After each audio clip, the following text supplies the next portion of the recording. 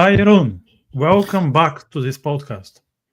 Vitor, how are you? It's great to be back. A year in, fair play to you. You're a year doing podcasts, and I'm glad to be back. Your first guest, and your first guest of the new year as well. Yeah. Exactly. It's episode 51. And I have the impression that 51 is like a new one because, I was away for a couple of weeks Mm. trying to get this surgery solved. And I'm still recovering, but I'm nearly there. So I feel like I'm restarting. And I felt the best way to restart is to grab the person with whom I began. And that was you. So Yeah, I'm glad to be back. It's your podcast has developed a lot over the last year, but I guess there's been a lot of different things going on in both of our lives as well. Like so, yeah, it's great to be back. let's explore that. Let's explore like what's new, what stays, because there might be a lot to discuss. Things are not that simple as they seem. Mm. And I know we talk about I don't know how many things I cannot even count. We talk about everything, but even if you talk about everything, a couple of things were missing, and I think that's a Mm. great sign that the conversation was 5 stars.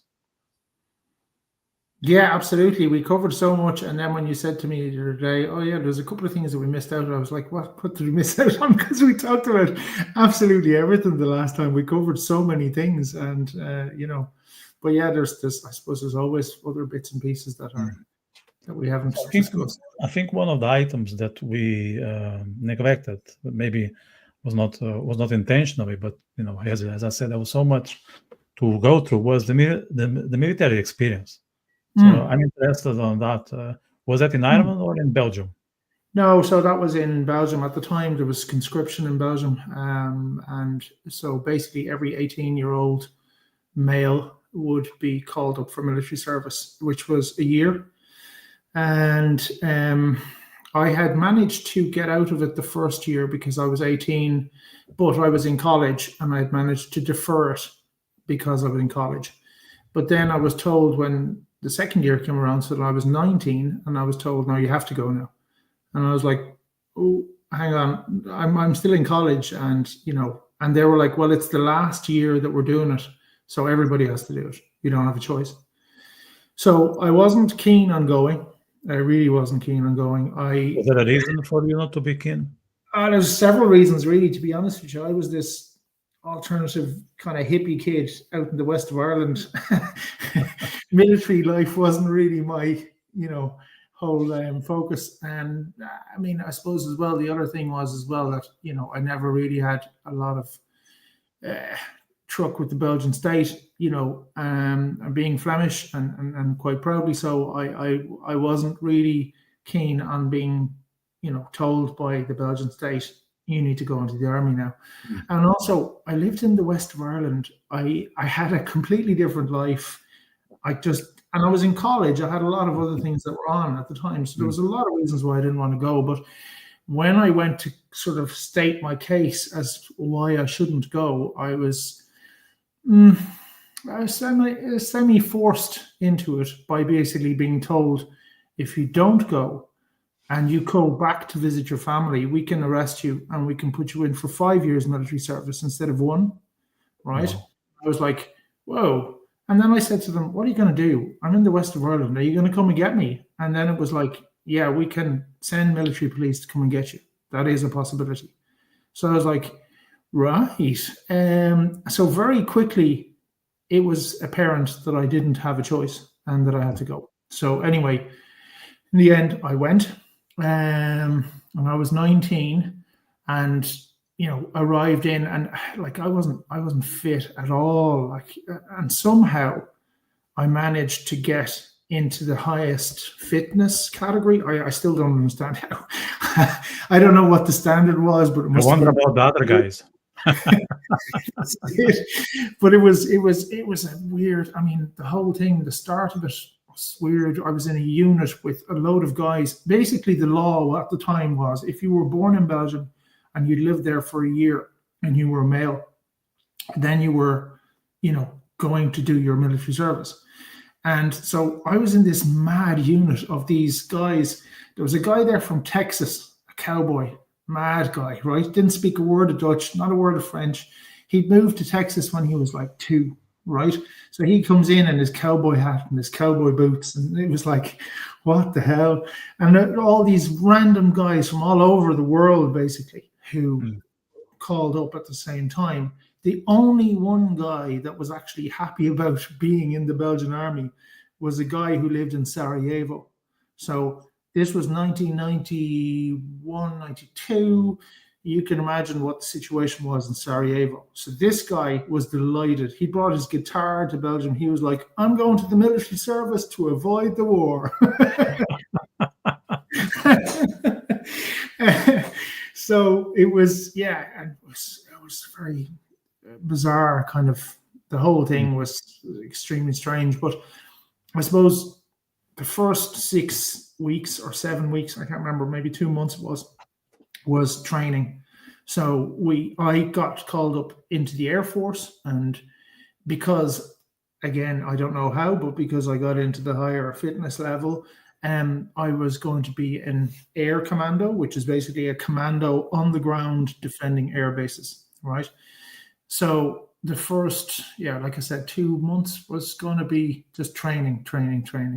Now, the interesting part of it was that quite quickly I discovered, being a country kid from the west of Ireland and having played soldiers with my friends in the fields for years, at day, at night, this was a big advantage to me because I knew what I had to do. So I could think outside the box, and I could think, well, all these other guys were all city kids. They had never even seen a field, don't mind being stuck in the middle of a muddy field somewhere in whatever.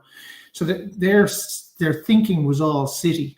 My thinking was, I live in the country. I can do this. So I had a slightly different mindset.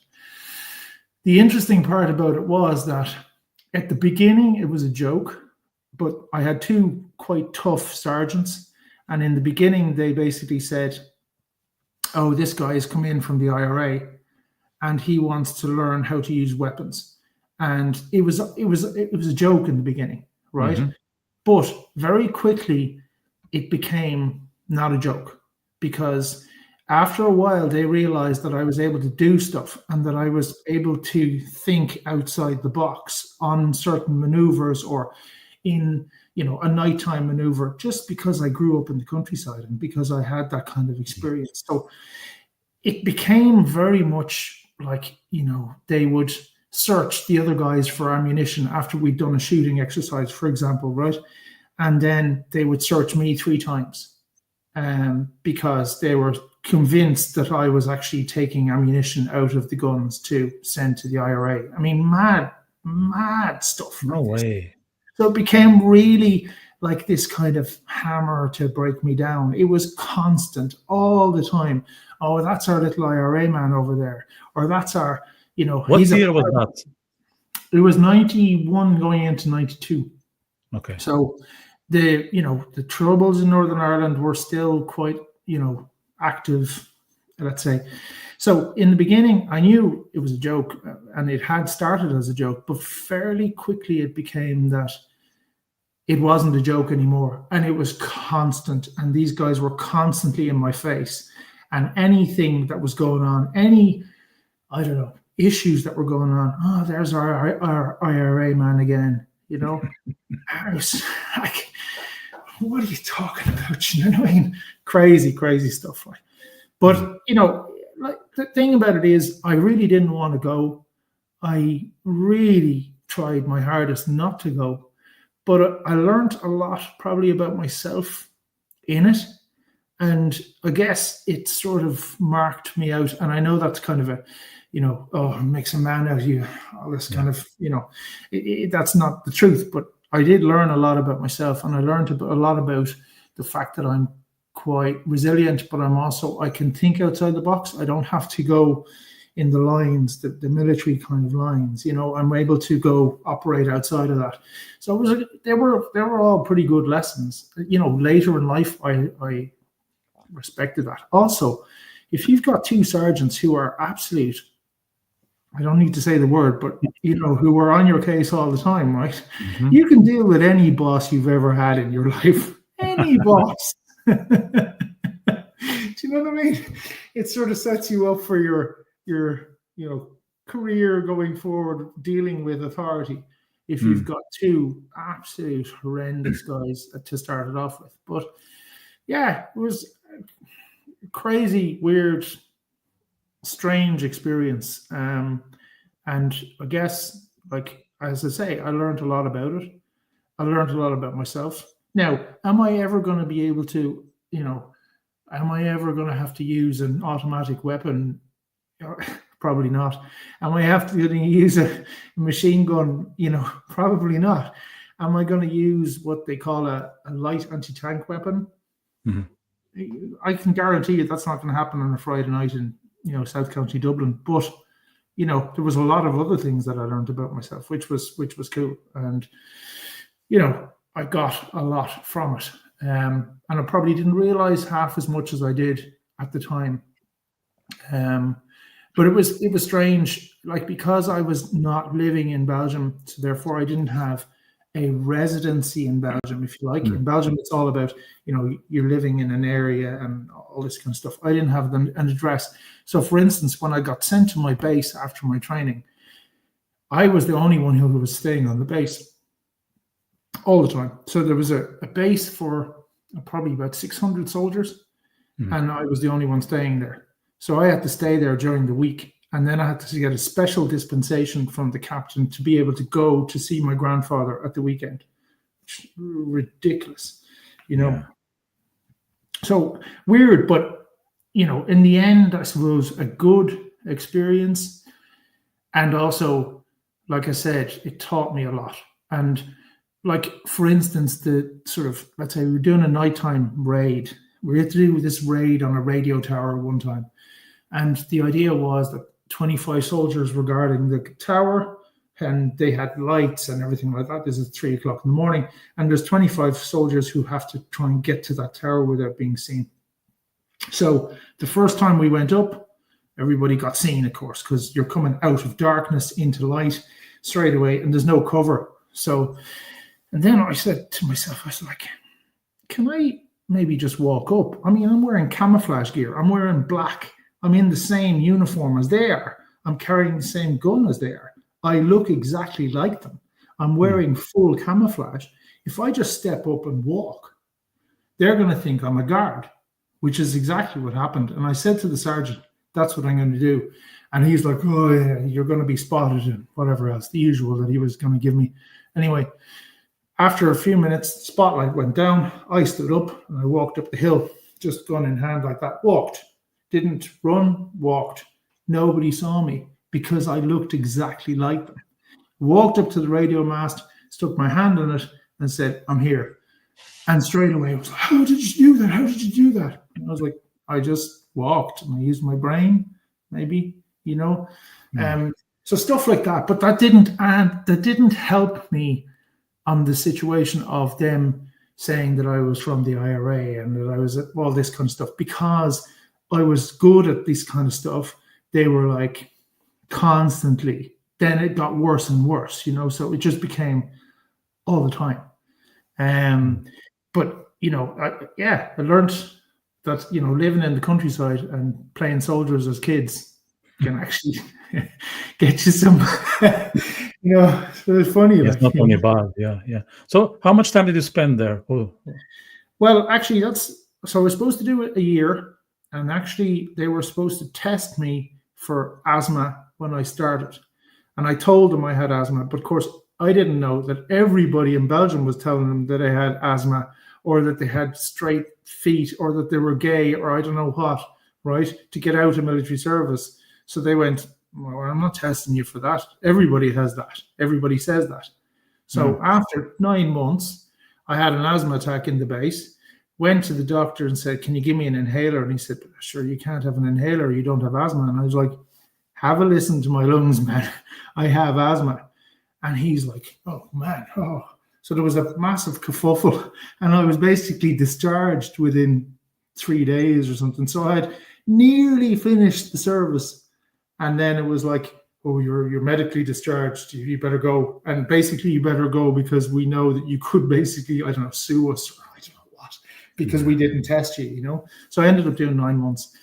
But after all the hard training and after all the, got to be an air commando, all this hard stuff, I was sent to an air base where basically I had to do guard duty a lot of the time or pair socks because my day job was in the clothing department. So I spent like 7 months pairing socks and guarding people. You will be it's funny, but yeah. When you found yourself out, what was the first thing you wanted to do that you were not able to when you were in the military? Was there something you were craving for? Grow my hair. You had hair before. Sorry, I didn't know. I always knew like that, so I can't imagine with hair. Sorry, my bad. I had long hair when I was going in, and of course, the first thing we did is shave it down, like not much longer than this. So when I came out, I was like, I don't want to wear a uniform, and I need to grow my hair. So I grew like a massive half afro after. I was like going back to college afterwards. I had a huge long beard and huge long hair. I was like, yeah, I'm not doing this anymore. So get rid of the uniform, stupid rid of the uniform and grow my hair. That was nowhere in my mind, but makes sense. Well, since we last spoke, you told me that you started writing, like you are in the process of composing a memoir about your life. That was also not in my mind, although your mother was a writer and a journalist, so maybe it shouldn't come across as a surprise. How did you get into that? Well, so a couple of things. Firstly, people have said to me over the years, there's been some interesting things that you've done, or there's been some interesting things that you ended up being involved in. And for me, that was always like normal kind of things. But people were saying, no, you have a story. There's a story there. So that was kind of the first thing. But I guess there's a few things that happened. My dad had started writing an autobiography before he died, and he probably got about 4 chapters in, and then he died. And I guess I started to think, well, you know what? I'd like to leave something for my son so that he understands me more or understands where I've come from.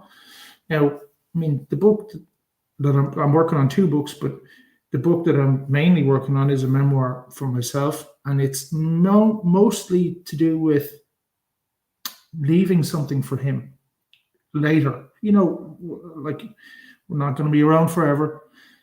I want him to be able to understand me and to have something that I have written for him, and so that he can kind of understand, well, that was my dad, kind of. That's one of the things. And then another thing that happened was I've done martial arts probably most of my life. And last year I got a bad injury. I tore 2 ligaments in my ankle, and I had to make the decision. I can't really do martial arts anymore. I'm just, nearly 52. I need to maybe stop. So I was like, I need to find something else that's not just a gym, that's not just, get myself fitter, all those things. I want to find something else that I can now do. And so I started probably around Christmas time, and I've got more than 30,000 words now. So it now being March, it's a lot. I've been quite disciplined about it. And I've been like writing, I make myself write for 20 minutes every day. It doesn't matter what is going on. If it's on the train into work, if it's whatever, I will say I have to write for 20 minutes a day to try and get all this stuff down. So it is a lot. And funnily enough, I thought it was going to be a tricky process, and I thought it was going to be hard to do, but I guess maybe it's because it's my story and I know it and I know the ending.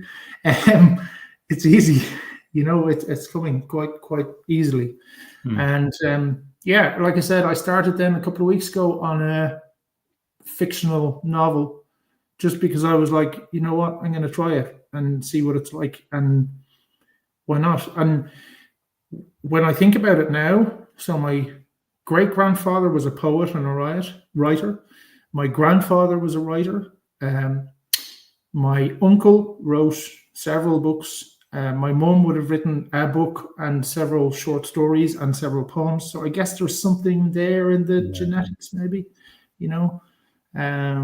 So yeah, and I'm enjoying it, Vitor. And the funny thing is about it is, I know we were talking about kind of writing as a sort of therapy, if you like. Yeah. Yeah. I have found myself to see certain things that happened or to write about it and sort of be able to kind of, I don't know, put a name on it or express it in some way, shape, or form, which almost doesn't solve whatever it was, but it gives me a new light on it. So it's an interesting process. I like that. I like, yeah, pushing myself into that. And like I said, it might never get published. It might be published in small circle for the family, for my son, whatever. But there's something, I don't know, I'm finding it, and I know this sounds really cliche, right? But I find it quite cleansing or quite therapeutic. Yeah. Just you understand what I'm talking about, to get words on paper. 100%. 100%. Yeah. You know? I think it's one of the best methods to take things off your chest is writing. And it doesn't need to be a memoir or poetry, just journaling. It's already a process because there is a weight inside of us, and one way to get rid of it is just to get pen and paper. Now, I don't mind like doing digitally, but if I have the chance, I'd rather do it, the old-fashioned way. But I think that's up to each writer. I'm just curious, like you were saying that the first motive was to tell your son who you are. Okay, why did you decide to do it in this manner, in this fashion of writing, and not just verbally? Is there a reason? I guess, well, like I said, I mean, losing my dad when we didn't know the full story was one of the reasons. But the other reason, I think, was that your kids only know a certain part of you. They know you as dad. They know you as, I don't know, whatever. Do you know what I mean? That's what they see you as. They don't see that dad was also a man, at this, at that. Dad did several things in his life, or dad was involved in several things. They don't see all that because it's all in the past. So it's almost like a written history, if you like. Yeah. And I guess I thought that the only way to really do that is to put it into actual writing, and to let him read that so that he learns from that. Oh, my dad wasn't just my dad. My dad did blah, blah, blah, blah, blah, whatever it is, right? And I guess if you verbally tell somebody, I know that those things, it used to be like that, but, verbal kind of history, if you like, and that's kind of gone now, that verbal kind of history, and people don't relate to that verbal history that much anymore. Whereas I thought if I put it into a document and actually write it in the way that I feel and I felt about it, then he had a better idea. That was just my thing. And also, things change, life changes over the years, over the, 5 years from now, things could be very different. So I wanted him to see it from where I am now and understand me, maybe, or understand my story, whatever, from where I am now. And yeah, it's been interesting and good, And I would also say, like, when you are writing, like you don't feel like lying. I mean, we all hide things, we all omit stuff here and there, but when you are writing, I think it just doesn't make sense because you need to be as honest and authentic as you can be. Maybe not 100%, but at least, I say, when you are writing, you are at least 95% or 98% transparent. It's an exercise where honesty is an absolute must. And when you are talking to someone, but you might be talking, but you are thinking about something else. When you are writing, it's like full focus. And the same applies for the reader. So when your son will read your story, I'm sure he will be 100% dedicated to the reading. And when he's listening to you, not because it's you, sometimes he's paying a lot of attention, sometimes he's paying some attention, but not all the attention that is required. So I think the writing and reading exercise involves much more of us than most of the stuff we do every day. Yeah, I totally agree with you on that. And also, like I said, I want him to understand me more. So obviously, what I'm writing about is my truth. I've seen all these things, or I've done all these things. But when you read something and you write something and you see it with your eyes, you have a visual image of it that doesn't come across in a verbal. A verbal can bring across certain communications in a way, but if you sit down in the cold light of day afterwards and you just start to read something, no matter what it is, book, poem, it doesn't really matter. I have always found that I connect better with the written word than with the verbal word, and that's partially why as well I said, oh, this has to be written, and it has to be written by me. And also, like, another thing, I'm not getting any younger, and I'm starting to forget stuff, even just so I'm kind of like, if I don't write this down now, well, I may never be able to do it. So that was another motivation for me to write it and to actually put it into words now, because who knows, I don't know, it could be 10, 15 years, but maybe I won't remember a lot of this stuff, and then it's gone. Yeah, that's scary. It's a bit scary that some of our memories can just be gone. There's nothing we can do about it except writing them. Exactly, and that's exactly it. And also for yourself, that not even just for your reader, but sometimes the writer needs to write it for themselves to be able to process or look at it in a different light or whatever. That's what I've found as well, is that just the writing part of it for me is also answering questions for me that maybe I have looked at in a different way, and I'm kind of going, oh, that happened. Do you know what I mean? Mm-hmm. It's a really interesting process.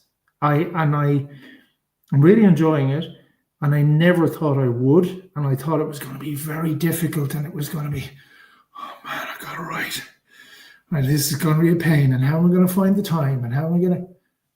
I find the time all the time, and I just do it, and it just flows. It's just, it's great. And I kind of wish in a way that I'd looked at it earlier, but look, that's what life is like that sometimes, isn't it? That's a good sign, man. That's a good sign. I often in my life, when I started doing things that I enjoyed, say like the podcast, since we are here, of course, after 3 months, I thought, geez, why I didn't start earlier? But that's a good sign. That's a sign that you're doing something that makes sense. I know there is part of it that is negative because you feel that, I was very slow in getting into this, but that's a sign that we're enjoying. So I'm always satisfied when I have this sensation that I wish I have started earlier. That's true. And then I suppose you can, okay, I wish I started earlier, but I didn't. So let's get on with it. Do you know what I mean? And now we're here, but it's an incredible, I find it very, I don't know, I can't really describe it so well, but it's a really interesting thing to do. And I'm sort of getting an idea for people who write, full time, and who are, writing. I start to kind of get what it is that they're getting out of it, if you know what I mean. Yeah. But it's also the simplest form. It's a form of expression, and it's getting your ideas or your experiences or your feelings about certain things onto a document. And those things can change over a period of time, but it's how you think about it now. And it's sort of, it's a captures a moment, maybe, you know. Yeah. And it's fascinating, actually. So if you are writing memories, that's quite sensitive, and I think the reason is these memories involve people, and some of them Yeah. are around. Yeah. So how are you like preparing yourself? Let's say the book is published next year, just as an example, and some of the people that you described there, they are your friends, your relatives. So when you write about someone that probably is going to read the book, how do you approach that situation? Do you care? How much you care, or how is that impacting your writing? Well, I guess I did think about that from the beginning, and for some reason, the reason is that I very rarely have used any names in my book.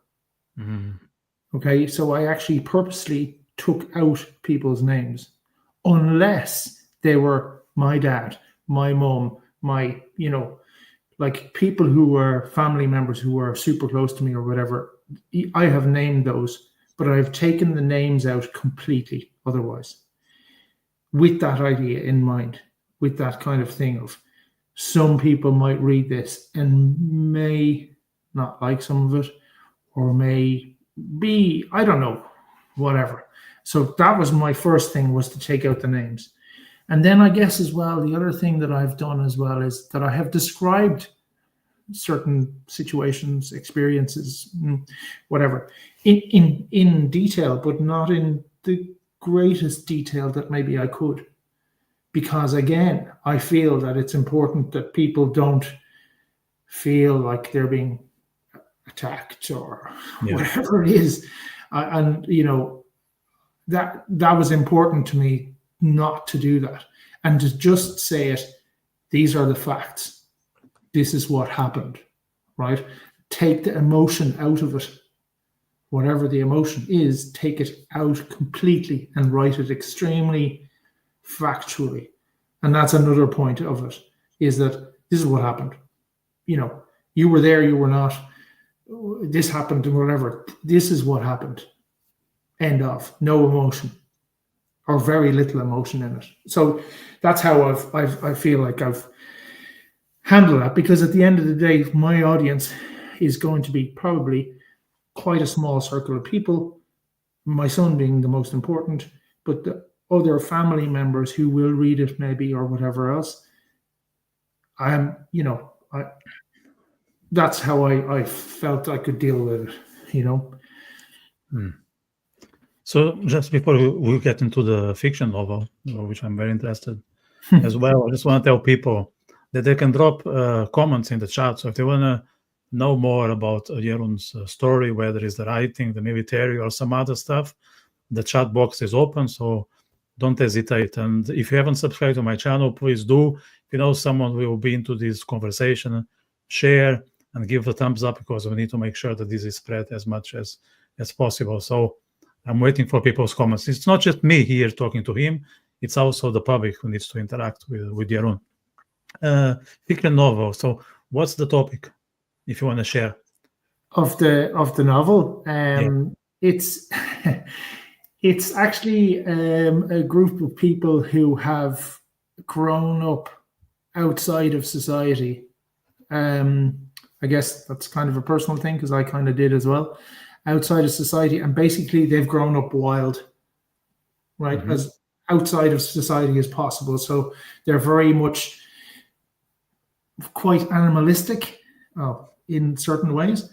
And it's that group of people in their kind of wild habitat that now are having to face society, right, in its habitat.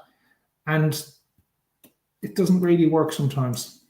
So that's the kind of the basis of it. Like I said, there's not a huge amount in it yet, but my idea is that in this family, there's going to be some characters that are going to want to move towards society, for want of a better word, and the rest of them are not going to want that, and they're going to want to stick in their own society and way of being. And that's the basic story of it. How do they deal with members of their group who actually want to go into, between inverted commas, normal society? And how do those people manage in normal society? So that's the premise of it. Yeah, it's very I'm not intriguing. sorry. It's very intriguing. You know what? It's There's a lot there, but there's a lot that is not. So, yeah. yeah, and like some of it is like all writing. Some of it is personal. You know, we grew up on a fairly alternative lifestyle. We were quite outside mainstream society, if you like. And you know, some of it is personal, you know, but on the other side of it, I just find it a really interesting kind of psychology, if you like, a group of people who are not in society and outside, and they have their own kind of structure and their own ways of doing things. And how do they interact with the mainstream, you know, or not interact with the mainstream? And I guess, yeah, we'll see. That's very much like the other one is way further along, but that's much more kind of starting out, if you like. I've written some parts to it, and I have an idea of where it's going, and I have an idea kind of what I'd like to bring into it and that kind of thing. But you know, it's not all written yet. But I was working away on the other book, and I was like, I kind of like this idea of just writing something fictional and coming up with some characters and just using my imagination to run wild, you know, pardon the pun. And so, yeah, it's set in like the wilds of Alaska, somewhere in the middle of nowhere where there's no civilization or very little. And, you know, it's how does that work? You know, because in society, there's always groups who are not in part of society. And there's always groups who are either religious groups or, I don't know, political groups or whatever, you know, ways of living groups, you know, mad hippies who live on some mountain somewhere. Do you know what I mean? That they're not in the mainstream, but they still have to deal with the mainstream, and the mainstream has to deal with them in a certain way. And that fascinates me. So yeah, that's the premise of it, you know. And we'll see. Is that story, I mean, in terms of, I'm more interested in the writing process now. I know that it's hard to talk about something we are writing because it takes a lot of energy out of us, and it can be tricky. But I'll be very keen to explore your writing process. Is it inspiration based, or have you put a roadmap that is helping you to move further? Funny, I haven't got a roadmap as such. I have some markers on a roadmap, is what I would describe it as. More that I know in my head certain things are going to happen in the story. That's kind of what I've, you know, this is the premise. Certain things are going to happen in this story. That's what I've already thought of. So I don't have necessarily a roadmap. I have been inspired by some things that I've seen and also by certain things that I've experienced or that I've seen in my own life or whatever. So I've got some inspiration from a few places, and I guess the inspiration was almost like the start of it, the beginning of it. But now I kind of have this story in my head, and I'm like, there's a few things that I know are going to happen. But for instance, last night, it's very, very strange. Had a dream last night, weird dream, but I woke up this morning and I was like, I know what the next part is that's going to happen. And that was inspired on the dream, actually. So today I was like, right, I need to get 10 minutes just to write that bit down, just to put it down, whatever. So it was from the dream that came. So, excuse me, it's weird how sometimes, you know, inspiration comes from strange places. But it wasn't that I was stuck about the next part. I kind of knew what was going to happen, but I didn't. And then last night I had this dream, and I woke up this morning and I was like, that has to be written down. That's exactly what I feel the next part of the story is, you know? So yeah,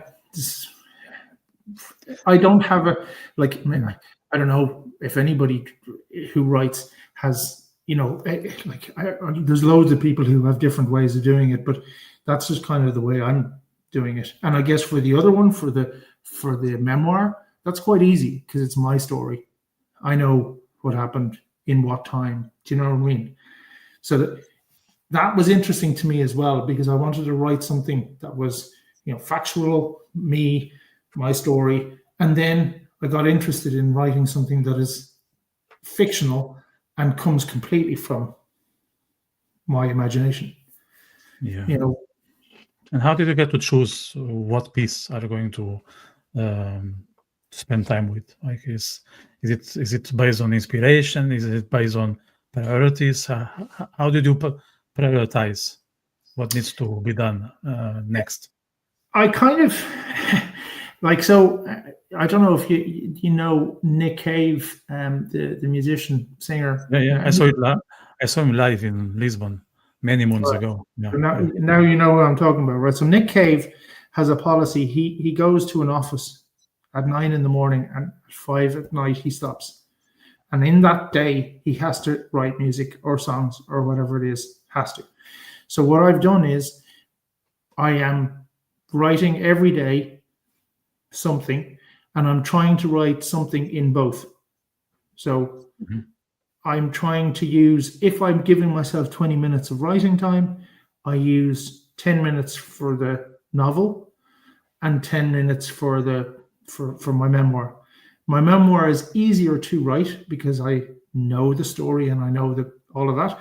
So that tends to flow faster. Whereas with the novel, it's a little bit more, okay. So what I'm doing, and I'm forcing myself to do it, is just put it on paper, right? I'm not editing. I'm not looking at spelling mistakes. I'm not any of that stuff. Put it on paper, save it, walk away from it, and then later on I'll come back. And so something goes in every day on both. And so I'm being quite disciplined on myself and saying, yes, I must go and write.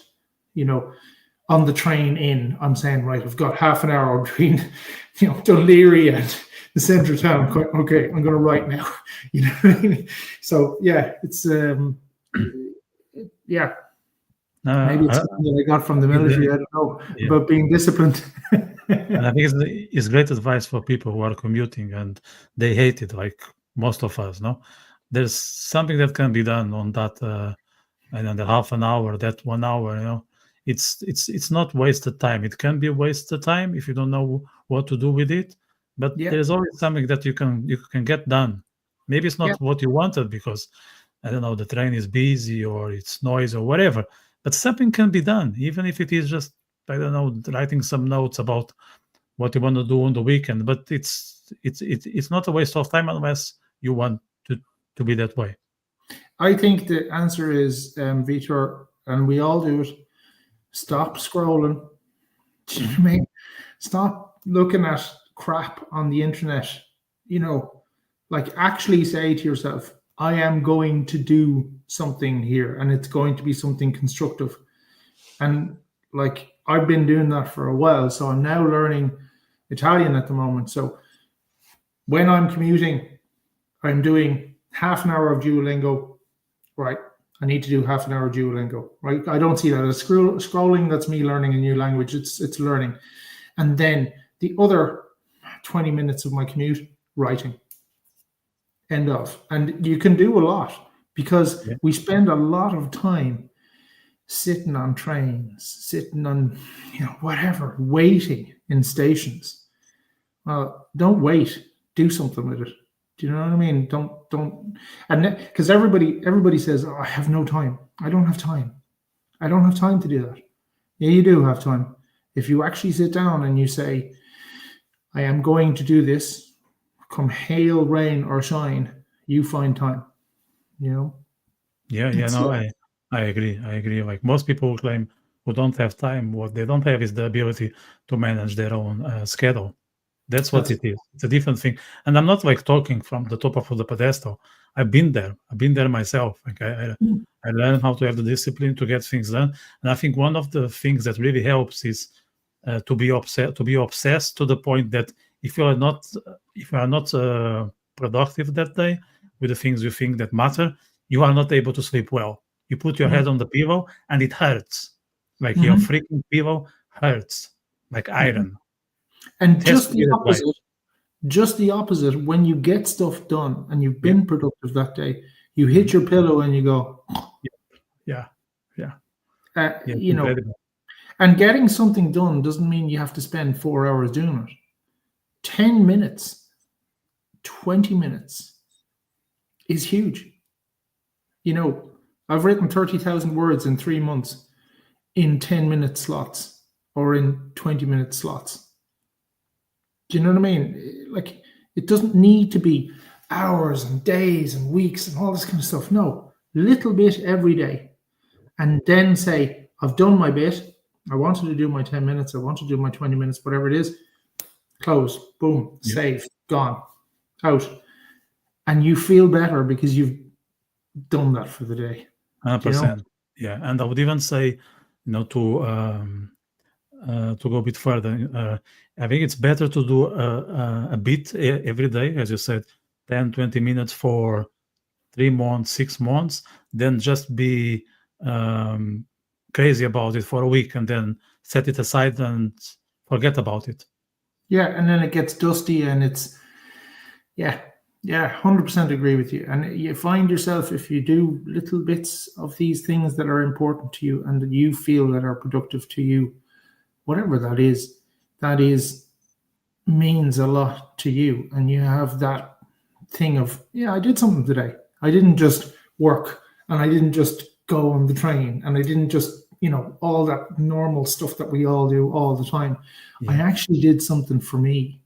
Do you know? Yeah, something out of the ordinary. I think, there is something rewarding about being able to do something that others didn't tell you to do. It's like, this is my own thing. I'm very interested in this, and I'm gonna make it happen no matter what. And it's not being selfish. It's just, I think I hate to use this expression because I think it's overused, but it's a bit of self-care. You know what I mean? Yeah, agreed. And I think it's probably self-care that we all need, whatever way that we want to do that. But it's self-care that actually all of us probably need that. But not all of us are able to do it. And you come up with excuses. I don't have the time. I'm really busy. And okay, make the time. It happens. You've got moments in the day where you don't have anything else that you need to do. You don't have to go to the gym and you don't have to do all these things. 10 minutes, right? Or whatever it is that floats your boat. Do you know what I mean? Yeah. Actually, one of my publishers in Portugal, who's a good friend of mine, he met my father last summer, one of my book launches. And my father is very reserved. He's very different from me.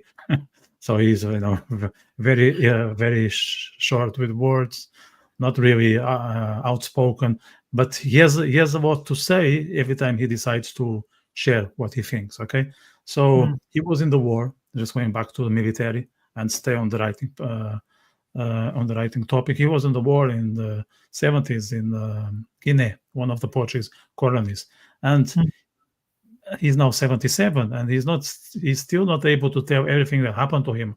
So Carlos, my publisher, met him and told me, you know what we should do with your father? Tell him to write his story. I was like, there's no way he will do it because he will be embarrassed and he would hesitate about how people are going to perceive his words, his stories, and all that. So he actually posted a notebook to my father's address for him to start writing it. That's That was cool. fantastic. So every week I asked my father, in which chapter are you? Well, he still didn't start, but he's seriously thinking about now. His blockage is he doesn't know how to start. And and we told him, myself and my publisher, it's irrelevant. Just start, and the publisher and I will just organize it. We will make it publishable. Just write it down. But I think his main concern is people's reactions, because he is very much kind of person who cares about what others think about himself.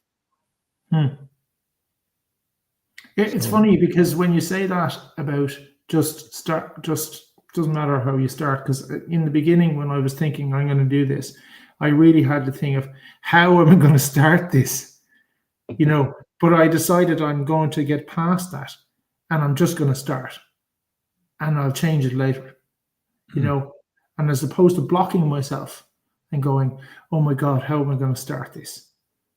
Just do it. Breaking the ice is always the worst. The first step. We all know that, because once you are there, it's a totally different feeling, because you get all the vibes, and it's very, very, very different. So we are doing a lot of things. We also go back as a DJ, I heard. Yeah. So I'm trying to find a way now, and like that's interesting as well. I'm trying to find a way now to actually, because I DJ'd for a good few years, and now I have a young family, and I being in a club at 3:00 in the morning has absolutely no interest for me at all. So I'm trying to find a way that I could still DJ from time to time, but that it works in the family. So I did a party for my mother-in-law a couple of weeks ago, who turned 60 a few weeks ago, and I did that. We had a work due a while back, and one of the girls said, we've got a venue, and we basically got this venue from the higher ups in work, and they couldn't use it. I don't know the ins and outs, but they had this venue, but they had nothing planned as such. And I just said, look, I'll bring my decks, I'll bring the speaker, I'll fire on a set from 8 till 9:30 or whatever. She's like, I didn't even know you DJ'd. So I did it. It was great. I loved it. I had a great time. I've always loved DJing. I loved the whole thing of it. I've loved, years ago when I didn't have a young family and all that kind of stuff, you could be out until 3 a.m, all cool stuff. And I've had some really cool experiences DJing. But I now am nearly 52 and being in a club has zero interest for me now, So like, I'm just trying to find a way that I could still do it without all of that stuff that's attached. But yeah, I DJ'd for a good few years, and I kind of got into it by accident. I've always been fascinated by music, and music has always been a bit of an addiction to me. You could be addicted to worse things, and I've always been like sort of addicted to it. So I had started. It's kind of funny. I had started kind of DJing for myself in my bedroom, as most people probably do whenever they do this, years ago. And that summer I was living in Galway, and I remember I basically had done a few little parties here and there where people were having a party, and I would just turn up and play some music. And one night I went to a Halloween party, and it was in a castle. And you can imagine in Galway, lovely castle, beautiful grounds. The people organizing the party had a couple of fairly well-known DJs that were going to be playing, and so it was a bit of a big thing. Anyway, the girl who finished DJing at midnight had gone. The other DJ who was supposed to replace her at midnight, who was the name, right? He never turned up. So I had my gear with me, and the girl who was organizing the party was going around, man, he's not coming, and whatever, and completely freaking out. And they were all in a room there having food, and I just went in and I just said, right, let's have a look at the gear here. Okay, I think I can probably work with this. I've got this, I've got that. Okay, there was nobody in the room at the time. Let's say the dancing room was one room and the food room was another room. Anyway, it's like midnight, and got the sound equipment going, put my stuff on, and started playing. And within probably 5-6 minutes, people were going, hey, there's music on. What's going on? And suddenly they're coming back in and they're like, what's your room doing on the decks? Anyway, I played until, 5-6 in the morning. And that was the first time that I really did a proper set. And afterwards she was like, "Oh man, you really saved the party," because basically it was going to die a death because this guy didn't turn up. And I was like, well, I had a ball. Everybody was dancing. It was great. You know what I mean? So I got into it in an accidental way. And then later on, when I moved back to Belgium and I was in the rugby club, I, did a lot of different things in the rugby club. I was like the bar manager and the team manager and all these things. And I was also the resident DJ. So on a Friday night, I'd come in and just start playing, and we'd have a party or whatever after training, and I loved it. And I've done weddings and I've done all those things. Great. But now I want to be able to do it again, but do it without all that. It's 4:00 in the morning and all that stuff. Do you know what I mean? No thanks. So I like the idea, and I'm sort of toying with the idea. There's a new kind of a movement, if you like, of the day raves, right? Yeah, I saw that the other day on the internet. Yeah, and like it's becoming a big thing, people who used to go out and go to clubs and whatever else, and now they, they've got kids, maybe they don't want to do that anymore. And I know they used to do it here in the area, but the place has been turned into a restaurant. So kind of toying with the idea of setting that up, we'll see. Playing around with it and finding different ways to do something that I really love, Yeah, that's what I want to say. I think my impression of you is that you want to get busy with the things that make sense to you more than anything else. Like you want to prioritize what suits you, what it's enjoyable, and where you can add value. That's how I would summarize like the way you are approaching life now.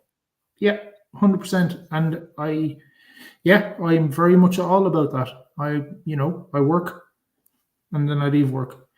I do the family stuff, but there's other things that I want to do, and there's things that I've always wanted to do, and I'm 100% with. That's exactly what I want to do, is just do the stuff that I need to do, and then do the stuff that I actually want to do, and the stuff that interests me and that is fun to me, or that is, I don't know, interesting to me. Do it, and go to the gym, right?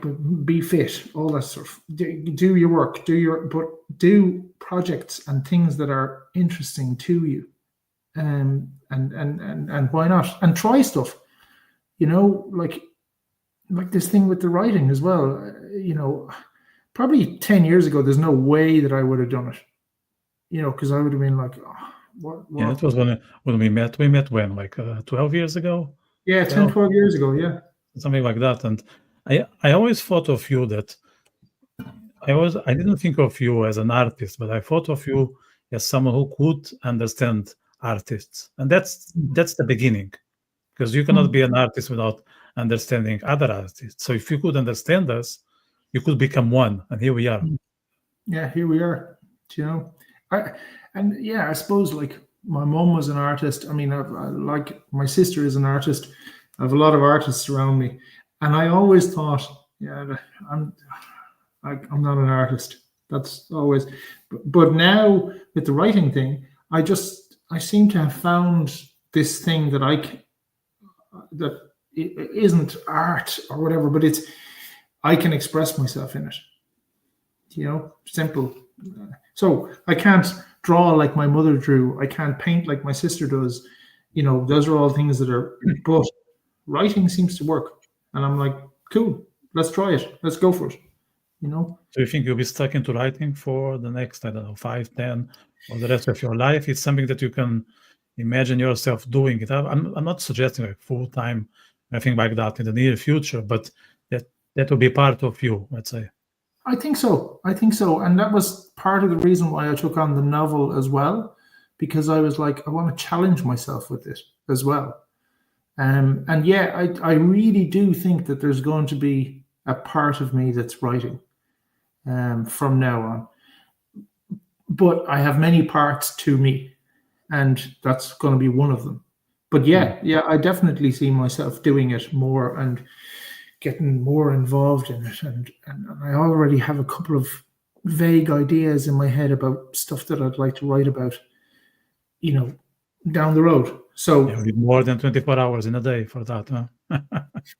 But yeah, 2 books at the same time, man, it's already or really long commutes. or commutes. Yeah. Well, that's not very hard, the way that the commutes are these days in Dublin. You probably heard about the buses and all that. So yeah, the NTA will help you if they are listening to us. No problem. They are experts. They are experts on that. You write 800 pages book if it's up to the NTA. Absolutely. But yeah, just try things and do things. And I suppose, like, I'm always trying to get my son as well the idea of go try it. There's nothing wrong with trying something. You can decide after a while that it's not for you, but if you don't try it, you don't know it. So try it. Be open to it. Yeah, I think also the fact that you lived in different places gives you that appetite. There is you are used to adventure, to explore things that are not exactly known to you, and you want to see what they are about and how you feel yourself once you are there, and maybe that helps. Yeah, absolutely. And I suppose the other thing is I've been doing a lot of these things for most of my life without realizing it, trying different things and even in work and professional and this and that, moving around, living in different countries, traveling, whatever it is. So I've always had an attitude of try, but now I'm trying to find other ways that I can try stuff. And if I don't like it, I don't like it.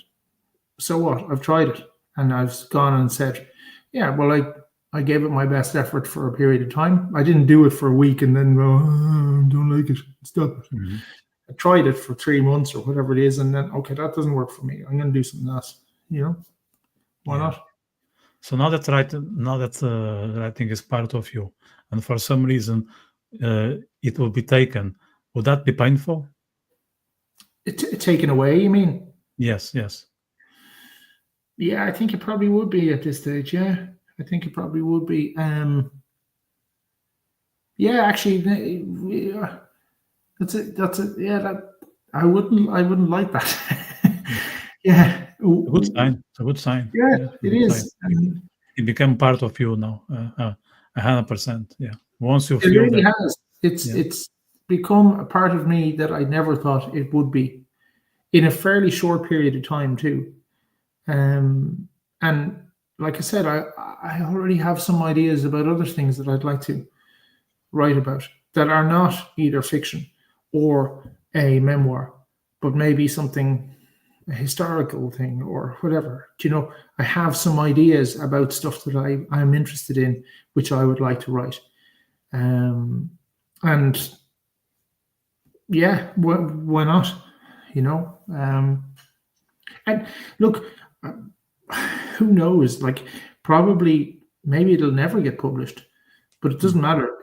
That's not important here. It's about just putting it down on paper. That's it. I'm sure it will, and there will be a book launch, and you'll be the DJ as well. And security while I'm at it, and Yeah. Okay. You can fill all the roles. I don't know what else, but we'll find a few roles for you. Yeah. I'll just do everything. No, I'm looking forward for that one. Maybe next year. Maybe next year we will have a book launch here, and then one with music in some pub or restaurant. So that sounds like that's not a bad idea, actually. It's not a bad idea. Maybe we don't like the book. Maybe they can like the music. That's something. Exactly. Yeah. Exactly. Yeah. Yeah. That might not be a bad idea. Who would say a year ago when we was having this conversation that in February 25 you'll be writing not one book but 2? I wouldn't have said it. Yeah, it's funny how life goes, isn't it? Yeah. It's look, I guess you have to be open to things and open to trying things, and you know, yeah, I wouldn't. I can guarantee you that a year ago, I wouldn't have been having this conversation with you about writing and that kind of thing, just because it hadn't started for me and it wasn't part of who I am or whatever. But now, definitely, it's really funny how it's become such a big thing for me. And like when I say to you, I'm disciplined about doing it and I'm doing it every day. Believe you me, it's not a painful discipline. It's not like, oh man, I've got to write. Not at all. It's with joy and pleasure that I'm going into it, and really kind of like, yeah, just put it down. And what if some part of your life is on the way and you are eager to write, but something happened? I think that's one of the biggest nightmares of every writer. That okay, I'm going to start writing at 20 past 8, and then I don't know, something happened with the dishwasher, and you need to solve it. These everyday things that we cannot just ignore. How do you deal with that? Life sabotage? Life sabotage, I like it. I guess I haven't really had to face it yet, because most of the time I'm doing it in the commute, or I'm doing it in like, at the weekend, my son is out playing or something like that, and I quickly grab the computer and I just for 10 minutes. So I haven't really come across it yet. I'm sure it probably will, but also because I'm writing in short stints, it tends not to happen in the 10 minutes or the 20 minutes that I have, allocated to doing that yet. I'm sure it'll probably happen at some point, but yeah, I think I just write whatever I'm finishing my sentence, and then I don't know, go and do whatever needs to be done. And that's the benefit of writing in short 10-minute pieces, 20-minute pieces, when you have the time, whatever it is that, I'm quite good at saying, okay, I'm writing that far, and then stop. Yeah. And then save, and, do whatever. Look, I used to write in trains, buses, even ferry boats when I lived in Portugal. And well, when I was in Portugal, it wasn't that unusual, because we're talking about almost 20 years ago. But these days, it's kind of rare that someone is getting busy with pen and paper. So I'm sure there is some weirdo like, looking at you. What is he doing? Why is he not scrolling? Can you just ignore that, or is that very easily? Very easily.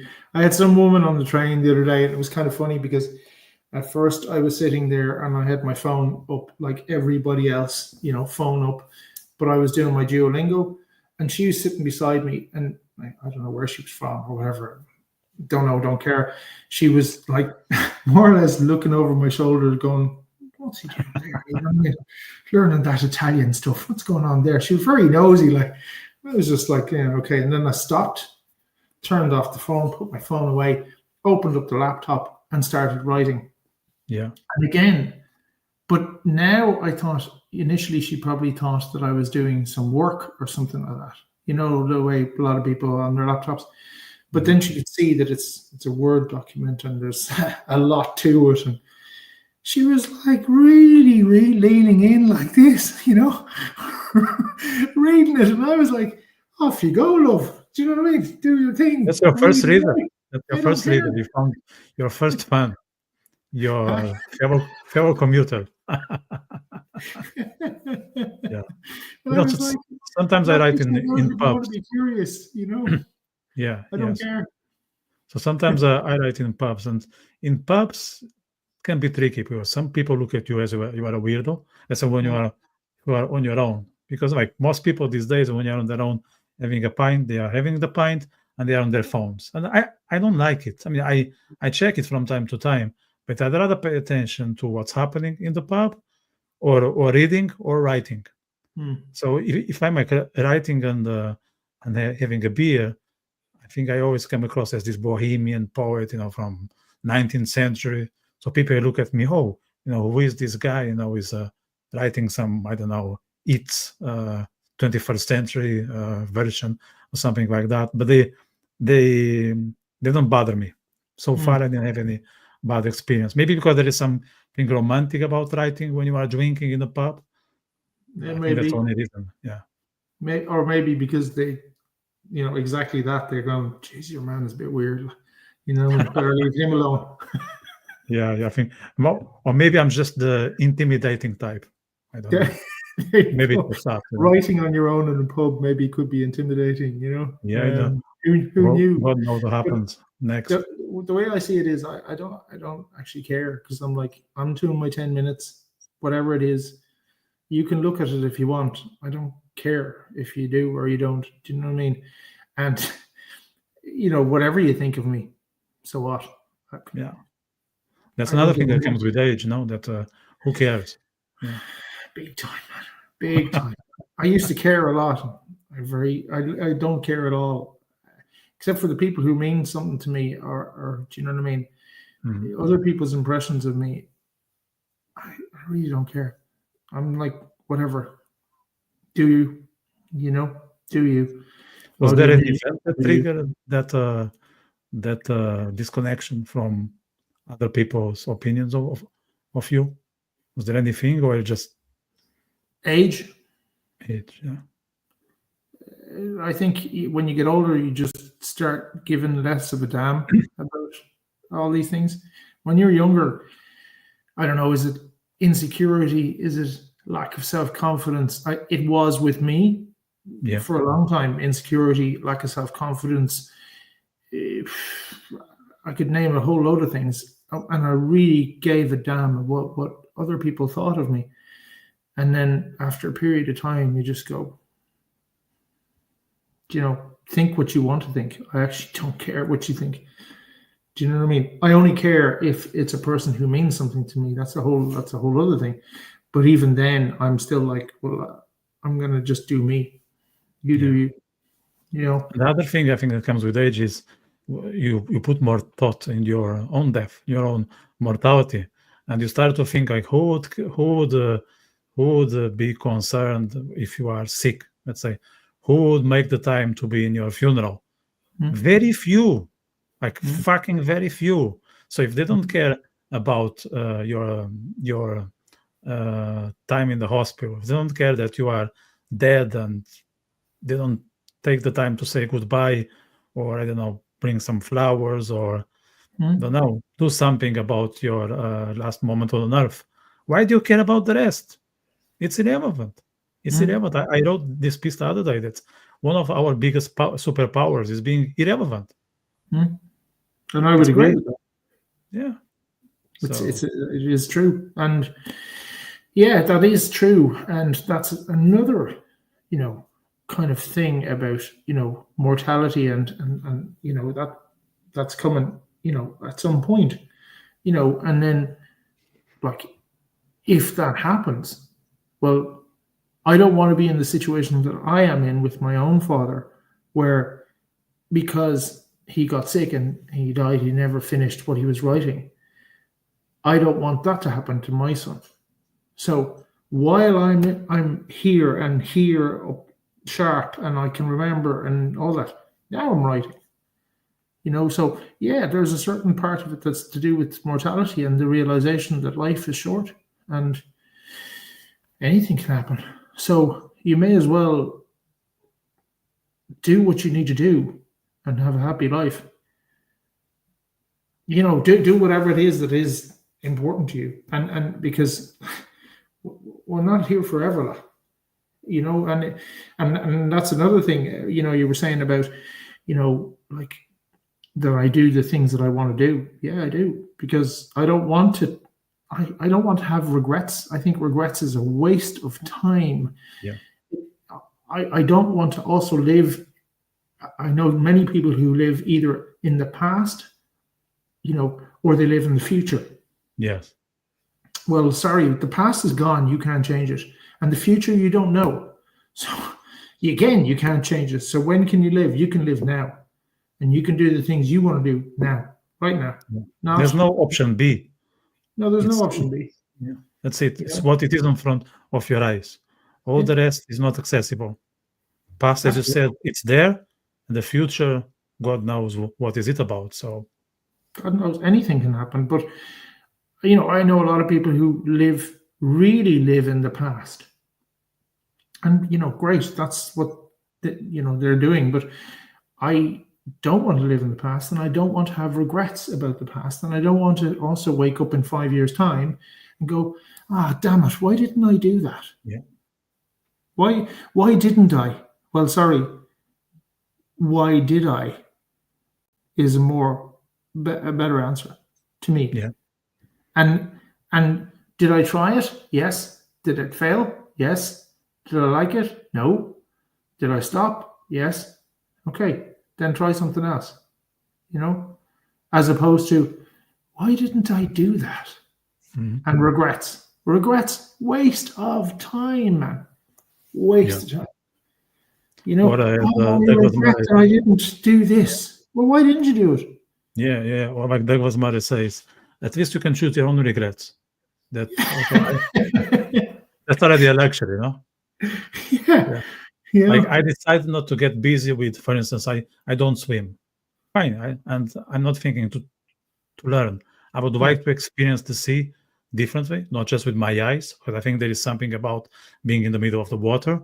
But I cannot do it all. So maybe, or very likely, I'm going to die without knowing the sea, except from my own vision. That's it. Fine. I need to prioritize other stuff. It's okay. I won't know what is to swim, but I will know other things. So will I regret it? Yeah, but at least I choose to regret that. That's it. Yeah, that's it. We can't do it all either, but do what's important. Do what you feel is good for you. Do what is important to the people around you. That's it. End of. It's, what I mean? A friend of mine said to me a while ago, like, we are in Sniper Alley. Like a lot of people getting sick at our age, a lot of people passing away at our age. Yeah. We're in Sniper Alley. And I'm like, well, yeah, that is true. Life is short. Don't have regrets. And don't sit there going, I wish I did. Yeah. Well, why didn't you do it then? Do you know what I mean? Just go do it. Yeah. And the other thing that I had in mind, and I find out it was wrong, or it was not serving me, because I always thought that what a pity if I start to do things I like, and then I get sick and I die. That would be very sad. It will be sad, but it will be even more sad if I will get sick and die when I'm doing things that I don't want to do. So it's even worse. And there's no option C. Because you will die anyway, but at least you will die when you are doing something you like. So that's slightly less of a tragedy than you are just doing things that you hate. So there's no option C. That's simple. And that's why you just do the things you have to do. Fair enough. But do the things you want to do and make them happen. Like, I don't know, if you want to play music, play music. If you want to, I don't know, go diving off a cliff into the wild Atlantic Way, do it. Don't wake up in 10 years' time and going, physically you can't do it anymore, or mentally you can't do it anymore. Why didn't I do that? Waste the time. Waste the time. Man, I could be here forever, but I'm conscious of the time, talking of time, and I know that, I think, I'm preparing an episode with a panel, maybe like 2-3 people, and I think it would be a great fit for that, to discuss memories and mortality. That would be like the topic, which is very large, because I think there is a lot to discuss. What to do about memories, how mortality impacts life, how we approach what needs to be done, thinking about our human condition and all that. So the door is open for that one, and for any other time. Count me in. I'm there. I'd love it. That'd be cool. That'd be very cool. For the people out there, Jeroen will be back for that. and maybe next year for the book. There won't be DJing here, but that's for the live session. Yeah, but I mean, look, again, it was a great conversation, and thanks for having me. And like, I enjoyed it the second time around as much as I did the first time around. It was great. Yeah, thank you for having me. And sure, we'll keep each other posted, I'm sure, on writings and musings and all the other things, that we do. Yeah, 100%, 100%. Just for the people out there. So before we get in this memories and mortality episode, what we have on the schedule next Tuesday, we have an Irish journalist. I'm not saying names because I will announce them on social media. So next Tuesday, we have an Irish journalist who is quite controversial. So that's one for people who like to listen to others who speak their minds. And then after that, we have a vlogger who is very famous in the football field. He's Scottish, maybe you know who is him, people who follow these things. And after we have a Portuguese entrepreneur. So that's what we have. And for tomorrow, we are going to initiate a series about current affairs. And the topic is the first month of Trump 2.0. And that's with